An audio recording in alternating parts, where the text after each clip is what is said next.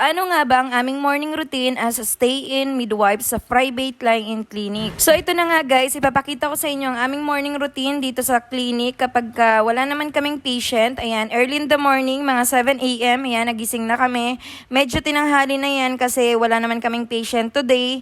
Ayan, mga 7 a.m. kapag wala kaming patient, minsan medyo late pa dyan, minsan naman medyo maaga. At dahil Thursday nga ngayon, ayan, may OB-GYN nga pala ngayon na magkiklinik sa amin. Every Thursday kasi meron kaming OB-GYN ng 10 a.m. Pero kahit nga pala wala kaming OB-GYN, maaga talaga kami gumigising kasi naliligo pa kami, tapos nagluluto pa kami kasi dito na rin kami nagluluto at kumakain sa clinic dahil stay-in nga po kami. Dahil kahit wala kaming OB, meron talaga nagpapacheck up sa amin everyday. At minsan pa nga po, 7 a.m. meron nang nagpapacheck up sa amin ng mga patient, kaya yan, minsan mas maaga pa talaga kami gumigising sa 7 a.m. Ayan, after ko nga pong maligpit yon yung mga hinigaan ko, yan, pinapatay lang namin yung electric fan kasi sa ward lang po kami natutulog, tapos nililigpit lang namin yung una na tigaan, nilalagay namin dun sa lagayan.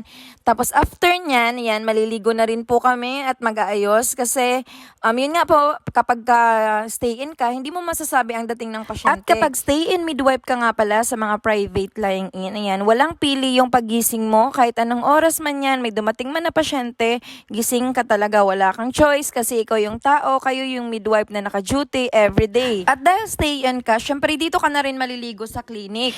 And ayan, fast forward, nakaligo na nga tayo, nakapagbihis na rin tayo, mag-ayos-ayos lang tayo ng konti ng ating buhok, magsusuklay tayo. Ayan, pasayo-sayo pang ang person, syempre umaga yan, malakas pang ating energy, mataas pang ating energy dyan.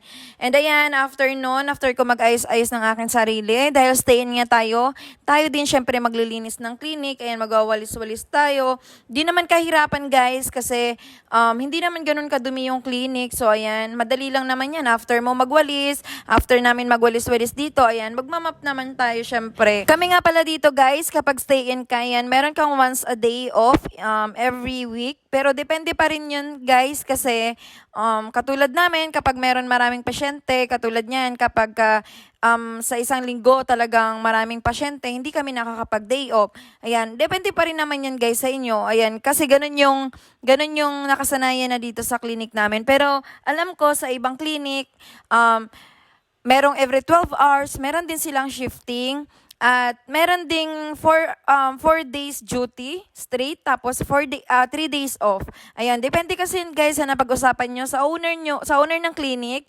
Ayan, kapag stay-in ka, hindi naman madali. Hindi madali kasi syempre, dito ka na nakatira sa clinic, anytime na may dumating na patient, wala kang choice. Bumangon ka talaga anytime, kahit pagod ka, kahit puyat ka. Yun ang duty sa lying-in clinic kapag stay-in ka. Hindi ko lang alam guys, pero sa ibang mga clinic kasi, ayan, like sa na-dutyhan ko dati sa Laguna, ayan, 4 days straight ka duty, stay-in. Tapos, 3 days off. Ayan, iba-iba kasi guys, iba-iba yung owner, iba-iba yung patakaran nila kada clinic. Dito nga po sa clinic namin, ayan, once a day off in a week. Ayan, balik nga pala tayo dito sa ating morning routine. Kapag umaga kasi guys, kapag wala kaming kape, ayan, malapit lang naman yung tindahan, bumibili lang kami dyan. Sa umaga, kumakain kami minsan ng kanin, minsan naman nagkakape lang kami. Depende na rin po sa amin yon kasi libre naman din yung pagkain namin dito. Ayan, kumukuha lang kami sa budget sa clinic, tapos nililista lang namin. Sa ibang clinic kasi guys, meron sila talagang everyday budget. Dito naman wala. Kahit ano naman yung pwede namin kainin, ulam, inililista lang namin yon. Libre naman kasi yun dito. At kapag stay-in ka, yan, kayo na nga din bahala kung ano yung uulamin nyo, anong lulutuin nyo, ano yung kakainin nyo, yan, kayo na din ang bahala. Dito kasi sa clinic, dito na rin kami nagluluto ng mga napamili namin. Ayan, kung ano yung gusto namin kainin at ulamin, kami na rin po ang magluluto.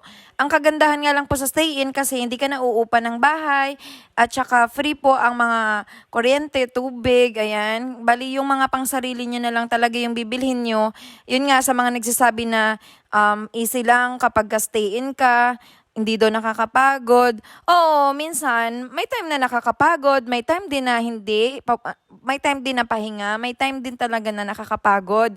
Kasi, yun nga, syempre, hindi mo naman alam kung sino yung dadating na pasyente, ano yung dadating na pasyente, at gano'ng kadami yung dadating na pasyente at anong oras yun. Madalas kasi, madaling araw, ayan. Anytime na may dumating na madaling araw, syempre, puyat tayo kasi hindi mo naman kagad tutulugan yung pasyente kapag may nanganak sa'yo ng madaling araw, babantayan balikan mo pa yon. At kinabukasan, ayan, siguro kapag nakaidlip ka na, maliligo ka na naman kasi anytime na naman may dumating na magpapacheck up. So, yun na yung magiging routine nyo everyday. At yun lamang po ang ating video for today. Ayan, thank you for watching. Bye!